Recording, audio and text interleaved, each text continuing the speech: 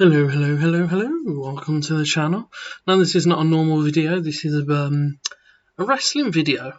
I recently watched the WWF pay-per-view, one night only, that was over in Birmingham, England. Now, I know the story about it, the Bulldog and HBK match, but I've never properly watched it. So this was my first time really actually watching it and knowing the story. And then I watched it and it really boiled my blood. It really made me angry. And not because Bulldog loses. Not because it's in my hometown, and Bulldog loses. It's just the fact, it's the story behind it. Like, going into the match, Bulldog knew he was going to win. He was told he was going to win. So he dedicates the match to his sister, who basically had terminal cancer. And she beat it once when she was a child, and she's fighting it again. She's either fighting it or she's beat it. So he walks down with her on his arm, and you're like, first off, straight away at the beginning, knowing the story of what happens, it makes Bulldog look stupid. He's there like, here's my sister, she's battling cancer, walking down with her. And then he's going to lose, so he's dedicated this match, and then he doesn't win. And that doesn't make logical sense. Like, unless I knew I was going to win a match, I wouldn't dedicate it to my sister and say, can I walk my sister down to the ring, blah, blah, blah. You just wouldn't do it, would you? And then, not only that, is you watch the match, and Bulldog's, to be fair, Bulldog's book's strong. His book's really strong. And then this is the part where it all falls apart for me. You've seen Owen earlier in the night. He fought the Patriot. You've seen Brett because he fought the match before against The Undertaker. So why the hell, when Rick Rude, Hunter Hearst Helmsley and Chyna come down, start interfering in the match and attacking Bulldog, why doesn't his family come down? And I think even Brett said it in his autobiography, feels like it didn't make sense to me. It didn't make sense. Like, it made the Hart Foundation look stupid, because after the match is over and they're beating him down, and then they both run out. Why would they run out after the match? Now, to me, the only logical explanation for it is that Vince kept them back and said, don't interfere in the match. Because they would have, because they're the Hart Foundation, they're heels, that's what they do. They would have both come down and fought to help Bulldog. But they don't. They come out at the end of the match, and even Brett, it made the Hart Foundation look stupid. So, not knowing anything about the match and the story around it, that looks suspicious to me, because I'd be like, why haven't they come down and helped? Like, earlier in the night, Owen got a massive pop when he came down, and they all loved him. If Brett started out as booze, but then, he had a lot of support, but they're not running down and helping. Why? Why wouldn't they run down and help? Makes no sense, does it? And then you find out the story. Like, basically, this is from Sean's perspective in Sean's autobiography. He thought, it would generate loads of heat. The whole, pretty much the whole of England would hate him, and he'd look like this big cocky heel. And okay, on paper that makes sense. But when in regards to this match, you want to send the crowd home happy. Bearing in mind, this was also a pay-per-view that was only broadcasting in, the UK. I don't know about Europe, but I have read apparently that it never aired in America, so America never knew it happened. So how does that generate any heat for Sean? It generates zero heat for Sean because only a select few people saw it. No one else did. Just doesn't make sense, does it? And then also, you look at it. Sean's going, oh yeah, I'm going to be the first Grand Slam champion. Why would he need the European title, really? He was going after the WWE title, not... I think the same month, or the month after, he fought Taker in Hell in a Cell. Then, not long after that, it's the whole infamous screwjob thing, and Brett and Bulldog leave. Like, it don't make sense. For me, Sean was like, he wants that title because he wants to put one over on Brett because him and Brett don't like each other. That would be my theory. That would what I would run with.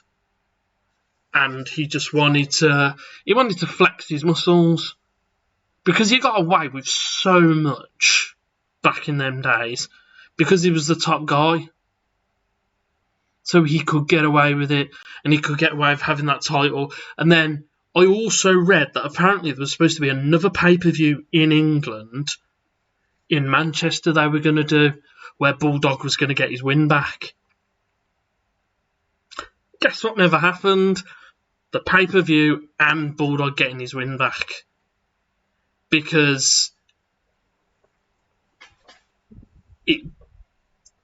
a lot of reasons. Apparently, he was only told about it that morning as well, the morning of the pay-per-view, about this big idea that they had, which I think was to cushion the blow a bit for your loss, knowing that we might not actually do that pay-per-view, it might not actually happen. And obviously, it didn't. So, it makes Sean look good because he's a new Grand Slam champion. It generates him loads of heat, furthers his character, and Bulldog looks, whilst book strong in the match, stupid, and it makes the Hart Foundation look stupid because they didn't come down to the end of the match. Like, I don't understand it. Like, obviously this was back when Sean and Brett despised each other, and no matter how many handshakes they had, I still don't think they like each other, especially Brett. I do not think he likes Sean whatsoever. But,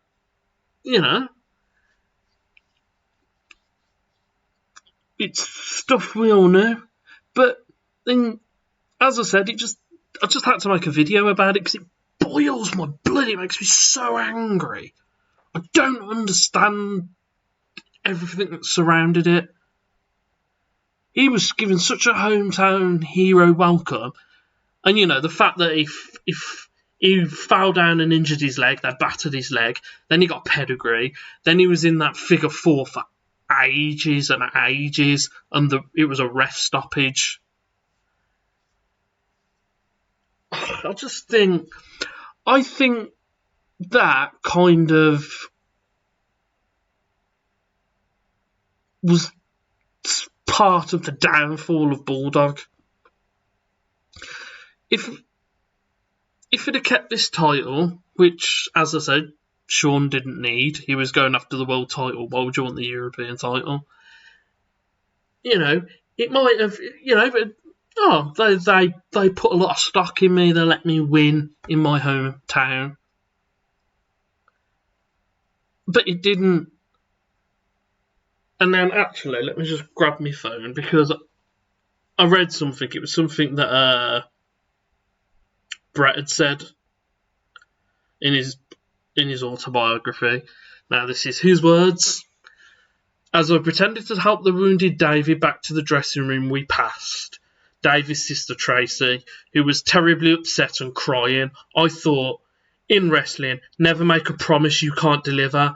I saw the light die in Davy's eyes that day, darkness seeping out of the heart giving out. Now, maybe he did. I'm guessing he didn't tell his sister that he wasn't actually going to win, so she was like legitimately upset. And why wouldn't that? If I walked past and I told my family I was going to win and all that, and I walk past and I look over and I see, I mean, I don't have a sister, but say my wife, and I look over and I see her crying and upset, I'm angry, I'm fuming at that, because that was all avoidable. He didn't have to bring his sister, but he did because he thought he was going to win. He was told he was going to win, and Sean politicked his way backstage to get the title and made his little excuses, which I don't buy any of them. I don't think it was to generate heat on him. I think it was because he wanted to get one over on Brett. He wanted, I get to be the first Grand Slam champion. He gets to have a title until, like a couple of months away.